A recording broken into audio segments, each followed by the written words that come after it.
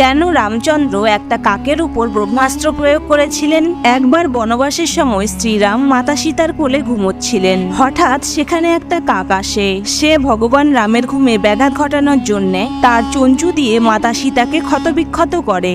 এমন সময় মাতা সীতার ক্ষতস্থান থেকে রক্ত শ্রীরামের কপালে পড়লে তার ঘুম ভেঙে যায়। এরপর মাতা সীতাকে এমন পরিস্থিতিতে দেখে শ্রীরাম কাকটির উপর ব্রহ্মাস্ত্র প্রয়োগ করেন। কাকটি ছিল ইন্দ্রপুত্র জয়ন্ত।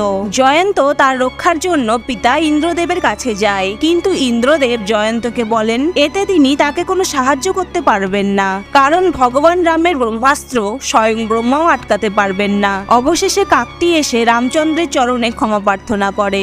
রামচন্দ্র তাকে ক্ষমা তো করে দেন, কিন্তু ব্রহ্মাস্ত্র আটকানো সম্ভব ছিল না। তাই রামচন্দ্র শাস্তি কিছুটা কমিয়ে ব্রহ্মাস্ত্রকে কাকটি ডান চোখে আঘাত করতে বলেন। এরপর শ্রীরাম কাকটিকে বরদানও দেন, তুমি একটি চোখ দিয়ে যা দেখবে অন্যরা দু চোখ থাকতেও তা দেখতে পাবে না। তোমার মধ্যে পরলৌকিক আত্মাদের দর্শনের ক্ষমতা থাকবে। যারা তাদের পূর্বপুরুষের পিণ্ডদানের সময় কাককে ভোজন করাবে তাদের পূর্বপুরুষের আত্মার শান্তি ও সন্তুষ্টি লাভ হবে। এই কারণেই কাকের মাধ্যমে পূর্বপুরুষদের উদ্দেশ্যে খাদ্য নিবেদনের প্রথা চলে আসছে। ভিডিওটি ভালো লাগলে প্লিজ ফলো করে সাপোর্ট করুন। ধন্যবাদ।